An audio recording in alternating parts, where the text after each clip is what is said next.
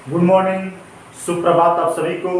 मैं सुरेंद्र कुमार गुप्ता आज के क्लास में 5 क्रिश्चियन राजनीतिक सिद्धांत में प्लेटो की न्याय के सिद्धांत के बाद प्लेटो की शिक्षा के सिद्धांत की चर्चा करेंगे। प्लेटो की जो शिक्षा सिद्धांत है, इसने अपनी महत्वपूर्ण पुस्तक रिपब्लिक में चर्चा किया। विस्तृत रूप से शिक्षा सिद्धांत की चर्चा रिपब्लिक में किया। रिपब्लिक में शिक्षा सिद्धांत की चर्चा करने के कारण रूसो ने रिपब्लिक के संदर्भ में अपना एक स्टेटमेंट दिया है जो बहुत ही इंपॉर्टेंट है। रूसो ने कहा, रिपब्लिक राजनीति पर लिखी गई ग्रंथ नहीं है, बल्कि शिक्षा पर लिखी गई सर्वश्रेष्ठ ग्रंथ है। शिक्षा पर लिखी गई सर्वश्रेष्ठ ग्रंथ है। यह बात रूसो ने रिपब्लिक के संदर्भ में कहा। यह प्रश्न कई बार ऑब्जेक्टिव टाइप में पूछा हुआ है। शिक्षा की उपयोगिता को समझाते हुए प्लेटो ने कहा कि शिक्षा वास्तव में है क्या? शिक्षा मानसिक व्याधि को दूर करने का एक उपचार, अर्थात शिक्षा में वह गुण है जो समाज और व्यक्ति में पनपने वाली बुराई को दूर कर सकता है। यह गुण जो है शिक्षा के अंदर है। प्लेटो की शिक्षा के सिद्धांत को हम लोग 3 रूपों में पढ़ेंगे।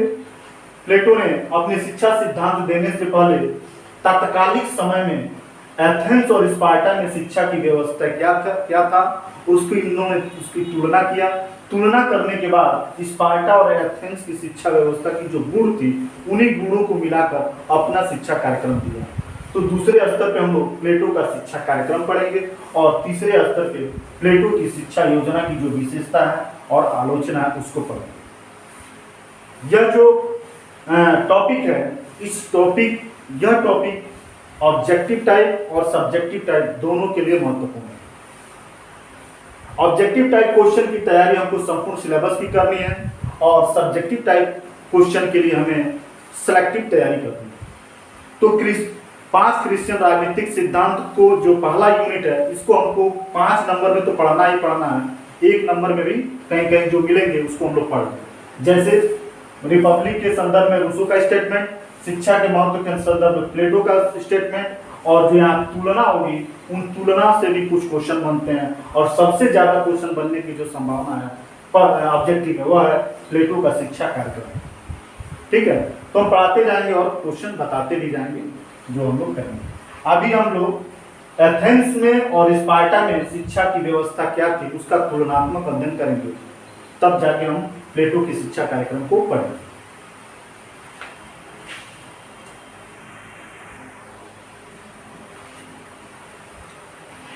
प्लेटो ने अपनी शिक्षा व्यवस्था को, अपने शिक्षा कार्यक्रम को देने से पहले अपने देश एथेंस की शिक्षा व्यवस्था और अपने पड़ोसी देश स्पार्टा की शिक्षा व्यवस्था की तुलनात्मक अध्ययन करके और दोनों के गुणों को समन्वय करने का प्रयास किया। स्पार्टा एक ऐसा देश था जहां की आबादी कम थी, क्षेत्रफल छोटा था, इसके बावजूद भी बहुत सफल देश था। इसलिए प्लेटो ने अपनी पूरी सोच, पूरी चिंतन स्पार्टा के सफलता को देख के किया और स्पार्टा की नकल एथेंस में भी करने का प्रयास किया। उसने स्पार्टा की शिक्षा योजना को देख के उसने एथेंस में भी कुछ परिवर्तन किया। इसको देखा जाए, एथेंस की जो शिक्षा व्यवस्था है, इसमें शिक्षा राज्य के नियंत्रण में नहीं होता था। एथेंस में जो शिक्षा प्रचलित थी वह राज्य के नियंत्रण में नहीं होता था, जबकि जो स्पार्टा की जो शिक्षा व्यवस्था थी वह राज्य के नियंत्रण में ही शिक्षा होती थी। दूसरा, शिक्षा जो है एथेंस में शिक्षा परिवार का दायित्व था। शिक्षा दिलाना परिवार का दायित्व था।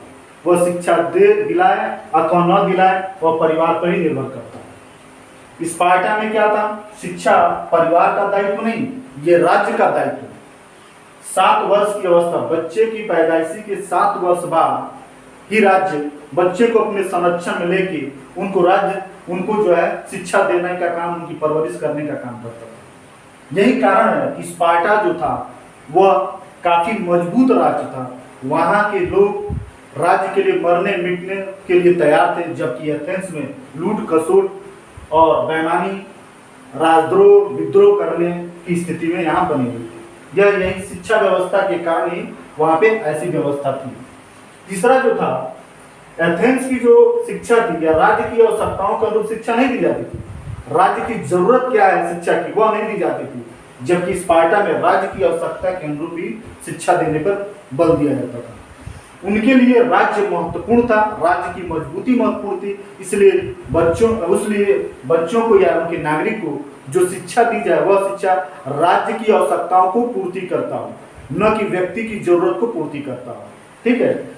चौथा जो है, ये एथेंस की शिक्षा व्यवस्था की सबसे अच्छी गुण यह था, यह मनुष्य के चतुर्दिक विकास के में योगदान देने पर बल दिया जाता था कि जो शिक्षा है वह शारीरिक, मानसिक और चारित्रिक तीनों विकास करे, तभी ही जो है कोई नागरिक एक परफेक्ट नागरिक बन सकता है। जब उसका चरित्र, उसका शरीर और उसका मानसिक तीनों रूप से अच्छे तरीके से शिक्षित हो, वह एक नागरिक एक परफेक्ट नागरिक होगा। यह एक महत्वपूर्ण गुण था वहां की शिक्षा व्यवस्था की। लेकिन स्पार्टा की शिक्षा में केवल सैनिक शिक्षा पर ही महत्व दिया जाता था, क्योंकि स्पार्टा अपने अगल बगल के सारे दुश्मन के देशों से घिरा हुआ था, इसलिए लड़ाई करना, शस्त्र चलाना सबसे अनिवार्य जरूरत था स्पार्टा में, इसलिए वहां सैनिक शिक्षा पर ही विशेष बल दिया जाता था। एथेंस की शिक्षा की सबसे बड़ी एक और कमी यह थी, इसलिए यहाँ जो शिक्षा था केवल पुरुषों को दिया जाता था, जबकि स्पार्टा में शिक्षा स्त्री और पुरुष दोनों को दिया जाता था। इस शिक्षा जो तत्कालिक समय में जो एथेंस और स्पार्टा में जो शिक्षा व्यवस्था प्रचलित थी, उसमें जो है अपने शिक्षा कार्यक्रम को प्रस्तुत करने से पहले प्लेटो ने स्पार्टा के इस वाले को लिया, शिक्षा राज्य के नियंत्रण में ही दिया जाना चाहिए, शिक्षा राज्य का कर्तव्य होना चाहिए, शिक्षा जो होगा राज्य की आवश्यकताओं के अनुरूप होगा, और शिक्षा जो है स्त्री और पुरुष दोनों को दिया जाएगा, और शिक्षा का उद्देश्य केवल सैनिक शिक्षा ही नहीं होनी चाहिए, बल्कि शिक्षा का उद्देश्य शारीरिक, मानसिक, चारित्रिक विकास तीनों रूपों में होना चाहिए। इस तरीके से एथेंस और स्पार्टा की शिक्षा व्यवस्था को गुणों को मिलाकर प्लेटो ने अपना एक शिक्षा कार्यक्रम प्रस्तुत किया। उस कार्यक्रम को हम अभी देखेंगे। जो शिक्षा का कार्यक्रम प्लेटो ने प्रस्तुत किया था वह ऑब्जेक्टिव टाइप क्वेश्चन के लिए बहुत ही इंपॉर्टेंट है और उसको पूछता भी है। सब्जेक्टिव टाइप क्वेश्चन उसको उतना नहीं पूछता कि प्लेटो की शिक्षा कार्यक्रम को वो वर्णन की, बल्कि यह पूछता है कि प्लेटो की शिक्षा व्यवस्था की विशेषताएं बताइए, उसकी आलोचना कीजिए। ठीक है, तो हम उसको जो है शिक्षा कार्यक्रम, प्लेटो के जो शिक्षा कार्यक्रम है उसको ऑब्जेक्टिव टाइप क्वेश्चन में ही उसको तैयार करेंगे, अभी हम उसको देखेंगे।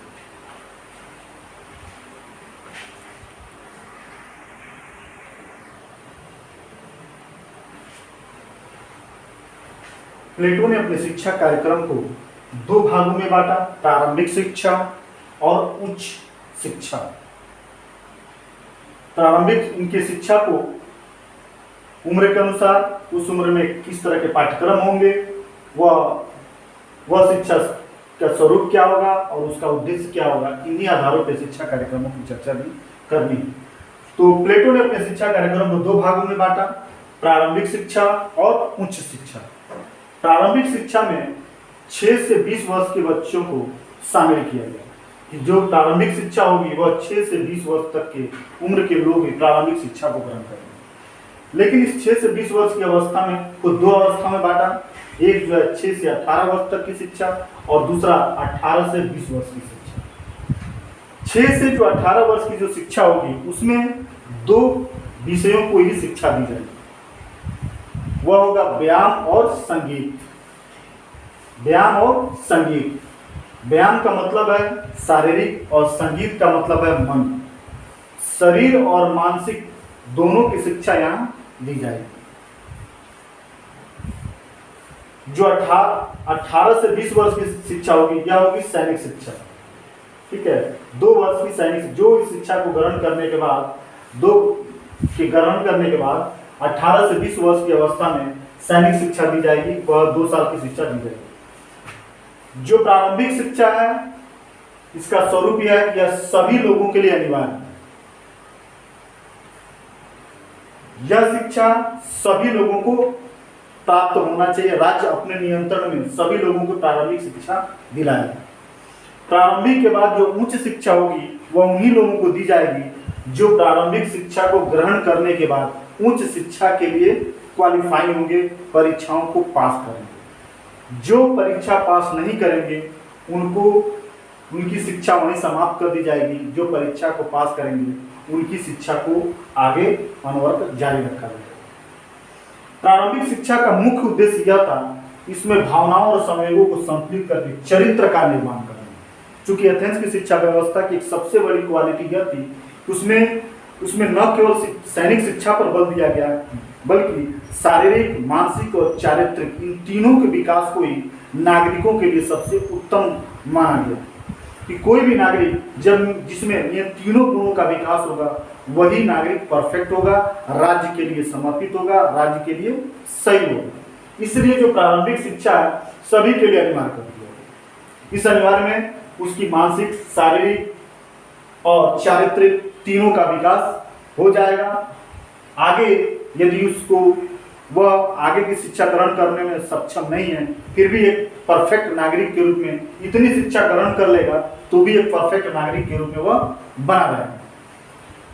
प्रारंभिक शिक्षा के बाद जो है वो आता है उच्च शिक्षा पे। उच्च शिक्षा में इसने बताया कि 20 से 50 वर्ष की जो अवस्था है वह उच्च शिक्षा की अवस्था है। लेकिन यह उच्च शिक्षा को इसने 3 भागों में बांटा। 20 से 30 वर्ष की शिक्षा, 30 से 35 वर्ष तक की शिक्षा और अंत में 35 से 50 वर्ष तक की शिक्षा। 10 वर्ष, 5 वर्ष और फिर से 15 वर्ष, कुल जो है इसमें 30 वर्षों की शिक्षा की बात की गई। ठीक है, अब इसमें क्या है, 20 से 30 वर्ष की अवस्था में जो शिक्षा दी जाएगी प्रारंभिक शिक्षा को पास करने के बाद, उसमें 4 विषयों की शिक्षा दी जाएगी। पहला गणित, गणित में ज्यामिति शिक्षा दी जाएगी, ज्यामितीय गणित पढ़ाया जाएगा। दूसरा नीति शास्त्र, तीसरा ज्योतिष और चौथा दर्शन शास्त्र। यह शिक्षा सभी के लिए नहीं है, बल्कि जो प्रारंभिक शिक्षा को पास कर गए हैं उन्हीं प्रतिभा संपन्न व्यक्तियों के लिए। उच्च शिक्षा का यह मुख्य उद्देश्य है शासक तथा संरक्षक वर्ग को तैयार करना। और 20 से 30 वर्ष की शिक्षा ग्रहण करने के बाद जो लोग 30 वर्ष के बाद की शिक्षा को प्राप्त करने में सक्षम नहीं होते हैं, उनको जो है एक साधारण अधिकारी के रूप में मान लिया जाता है। यह जो प्रारंभिक शिक्षा प्राप्त करने वाले की तुलना में ज्यादा श्रेष्ठ हैं, इनको साधारण अधिकारी माना गया। जो 20 से 30 वर्ष की अवस्था में शिक्षा ग्रहण करेगा वह वास्तव में क्या बनेगा, साधारण अधिकारी बनेगा। ठीक, 30 से 35 वर्ष की दूसरी अवस्था है, 30 से 35 वर्ष की अवस्था। इसमें भी 4 विषयों की शिक्षा दी जाएगी, जिसमें गणित, न्याय, तर्क और दर्शन है। गणित, न्याय, तर्क और दर्शन, ये पाठ्यक्रम बहुत ही महत्वपूर्ण है। कई बार परीक्षाओं में पूछा है कि 20 से 30 वर्ष की अवस्था में किस पाठ्यक्रम को शिक्षा के रूप में प्लेटो ने रखा, तो इसको हमको याद करके रखना पड़ेगा। जब याद रहेगा तभी हम इसके प्रश्नों को उत्तर हम दे पाएंगे।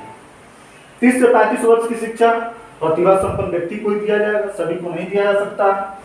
इसमें जो शिक्षा ग्रहण करेगा और इसके बाद की परीक्षा में जो पास नहीं हो सकता है और 30 से 35 वर्ष की जो शिक्षा ग्रहण कर लिया है, उसे अपर अधिकारी के रूप में मान्यता मिल जाएगी। जिसने 30 से 35 वर्ष की अवस्था ग्रहण कर लिया है, शिक्षा प्राप्त कर लिया है, वह अपर अधिकारी की श्रेणी में आ जाएंगे। अंतिम है 35 से 50 वर्ष। यह 15 वर्ष की जो शिक्षा है, यह व्यावहारिक शिक्षा, पाठ्यक्रमों की शिक्षा नहीं है। लोक व्यवस्था और शास्त्रों की गंभीर अध्ययन पर विशेष बल दिया जाएगा और इसका मुख्य उद्देश्य यह होगा, इससे शासक और दार्शनिक राजा की तलाश की जाएगी। तो प्लेटो की यह शिक्षा कार्यक्रम रहा। इस शिक्षा कार्यक्रम के माध्यम से प्लेटो एक दार्शनिक राजा शासक वर्ग की खोज करना चाहता है और इस शिक्षा के माध्यम से समाज के प्रत्येक वर्ग और प्रत्येक व्यक्ति को कर्तव्यों को बोध करा के, जानकारी करा के उसको अपने दायित्व निर्वहन करने की जिम्मेदारी और देता और उन्हें सक्षम बनाता है। ठीक है, शिक्षा एक ऐसा साधन है जिसके माध्यम से व्यक्ति अपने कर्तव्यों को समझता है और कर्तव्यों को निर्वहन करने में वो सक्षम बनता है। यही प्लेटो की शिक्षा कार्यक्रम है।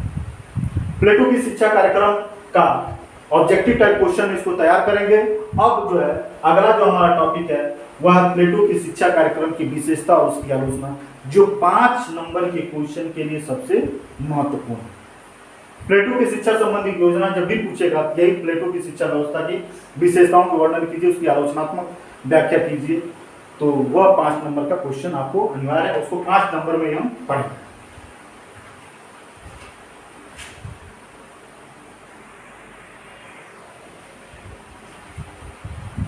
प्लेटो के शिक्षा कार्यक्रम की विशेषताओं को देखिए तो इसकी कुछ महत्वपूर्ण विशेषताएं निकल कर आती हैं। पहला, प्लेटो ने अपनी शिक्षा को राज्य नियंत्रित बताया और सभी के लिए अनिवार्य शिक्षा बताया।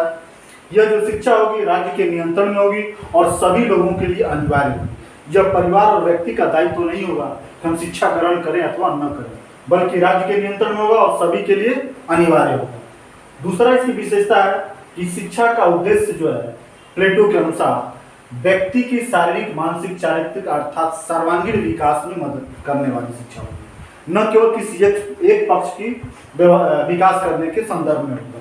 तीसरी जो है शिक्षा को उसने प्रारंभिक और उच्च शिक्षा में बांटा। यह मनोवैज्ञानिक और विज्ञान सम्मत है। मनोवैज्ञानिक और वैज्ञानिक दृष्टि से देखा जाए तो अवस्थाओं के अनुसार पाठ्यक्रम का निर्धारण और शिक्षा का बंटवारा यह बिल्कुल जो है विज्ञान सम्मत है और व्यवहारिक रूप से काफी सुविधाजनक भी है। ठीक है, तो शिक्षा को प्रारंभिक और उच्च शिक्षा में यह बांटा और यह बांटना इसका क्या है, विज्ञान सम्मत है। चौथा जो है प्लेटो ने अपने शिक्षा कार्यक्रम में कहा कि यह शिक्षा केवल पुरुषों के लिए नहीं बल्कि पुरुष और स्त्री दोनों के लिए है, जो एथेंस की शिक्षा व्यवस्था में एक प्रकार की सुधार का कार्यक्रम था। पांचवा, जो शिक्षा है यह बहुत लंबे समय तक चलने वाली है। शिक्षा किसी तत्काल समय में लेकर छोड़ देने की बात नहीं। शिक्षा एक ऐसी चीज है जो आजीवन अनवरत रूप से चलने वाली व्यवस्था है और हमेशा ये कुछ न कुछ ग्रहण करते रहना। छठा है शिक्षा से न्याय की स्थापना हो सकती है। प्लेटो ने अपनी न्याय की अवधारणा में बताया था कि व्यक्ति अपने कर्तव्यों का जब पालन करेगा तो अब व्यक्ति न्यायी होगा और समाज में न्याय की स्थापना होगा। शिक्षा के माध्यम से व्यक्ति अपने कर्तव्यों को जान पाएगा और इस तरीके से न्याय की स्थापना भी हो पाएगी। जो और अगला विशेषता है कि श्रेष्ठ शासक वर्ग की प्राप्ति होगी। शिक्षा की व्यवस्था समाज में योग्य लोगों को छांट कर ऊपर करने की भी व्यवस्था होगी। जैसे प्रारंभिक शिक्षा सभी को दी जाएगी, उच्च शिक्षा उन लोगों को दी जाएगी जो प्रारंभिक शिक्षा को ग्रहण करने के बाद उच्च शिक्षा को प्राप्त करने में सक्षम और योग्य होंगे। एक निश्चित निष्पक्ष परीक्षा के माध्यम से उनको पास कराया जाएगा, उनको छांटा जाएगा, अलग किया जाएगा। इस तरीके से श्रेष्ठ शासकों की प्राप्ति होती है। यह प्लेटो की शिक्षा कार्यक्रम की महत्वपूर्ण विशेषता रही। आगे जो है हम इस प्लेटो की शिक्षा व्यवस्था की आलोचना करेंगे।